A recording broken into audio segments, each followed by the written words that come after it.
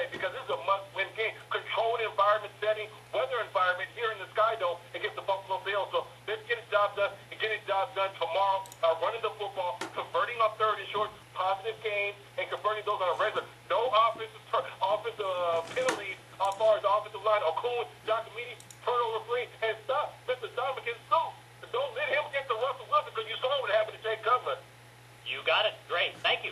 Always a pleasure. Thanks for having me. 866-979 ESPN, 206-421 ESPN. We go next to Commando. David, how are you? Hey, I'm doing good. How you feeling, John Clayton? Feeling good. All set to fire off to the airport and try to catch a flight. Yeah, all right, man. I don't like those short shows, but I know you got to do what you got to do. Hey, the Seahawks are playing the Lions on the road in a game both teams desperately need, as Dre was just talking about. And talking about desperation, the World Series moves to the Tigers' home field with them down 2 games. But first, let me give a shout-out to the memory and legacy of the Godfather of Detroit boxing, Emanuel Stewart. Rest in peace. Did you know Emanuel Stewart, John Clayton? I'm surprised because, I watched so many of those HBO fights where Emanuel's doing the commentary when he's not doing the training. So, boy, that came up suddenly. Yeah, it really did. And, of course, he trained a number of great boxers, but for me, the legacy of Emanuel Stewart started with 4 words: Thomas the Hitman Hearns. I mean, that was the first corner I saw him in.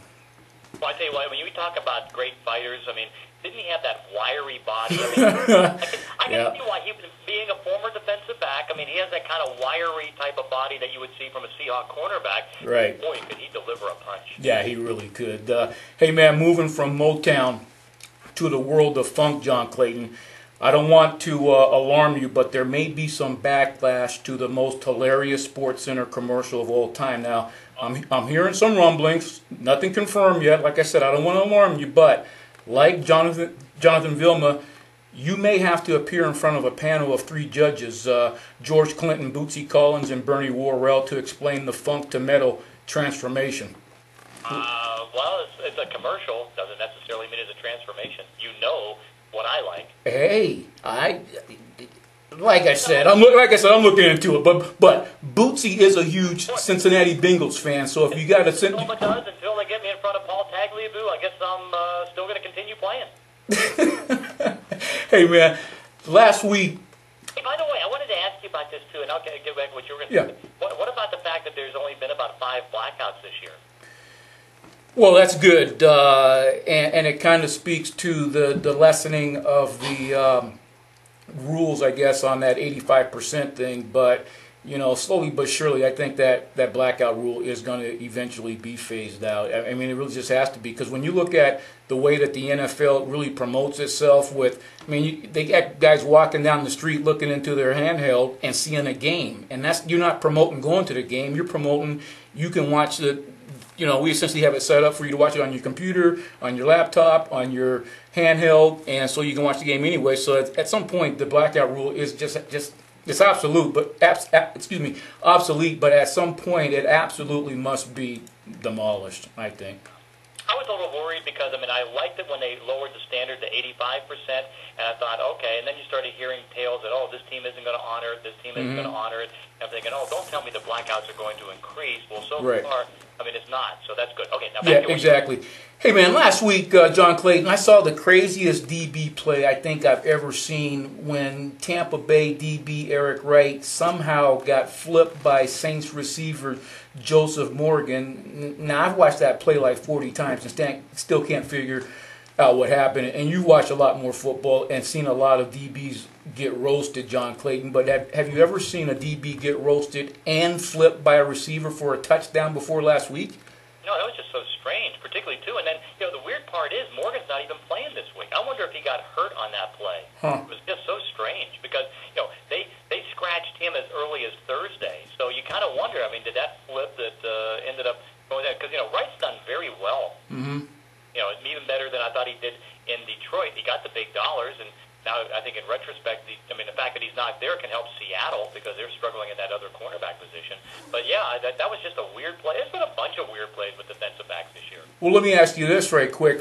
In that same game, on the final play, right as JB and Renton was about to pass out from Tampa Bay's comeback drive. The Saints DB Patrick Robinson pushed out Mike Williams of the Bucks receiver out of the end zone on that final play to seal the deal for the Saints and revive JB after his wife splashed water in his face. So is there a Chuck? Is the Chuck rule for defensive backs different in the end zone than between the goal lines? So yeah, you're allowed a little bit of a push off. I mean, that was kind of a rule change that it's more. You say rule change, but it's more of a rule emphasis. But they gave a little bit more latitude on the sideline and also in the back of the end zone for that. So that was a good call, surprisingly.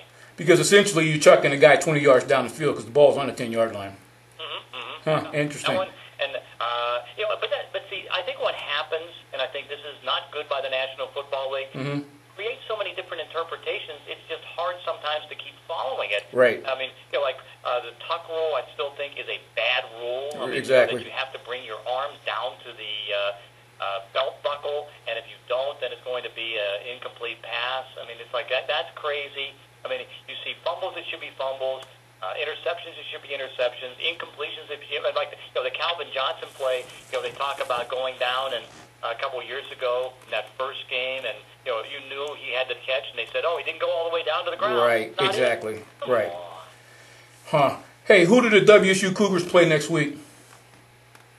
Not sure next week. I don't have the list right in front of me. That's all right, man. I rest my case because if you don't know, there's no reason for the John Clayton show to be short in an hour. And lastly, John Clayton. 1 hour, it's a killer. Lastly, man, you're a Hall of Famer, so why can't you pick up the phone and tell the person on the other end, I'm not flying to Pittsburgh in a hurricane. I'm John Clayton, damn it. Well, because it's a good game and I want to be there. Hey, good answer. Hey, like, safe. If you are injured, you go out and play. If you're a football guy, you want to see football. You don't care about the weather. You don't care if it's snowing. You don't care if there's a hurricane. You want to be at the game. Hey, to be at the game. Good answer. You heard it here, everyone, on the John Clayton Show. Safe travels, John Clayton, and go Huskies, go Seahawks. Thank you. 866-979 ESPN 206-421 ESPN. Matt, what do we have on the line? Liz? Let's go to Sean and Kent. Hey, Sean.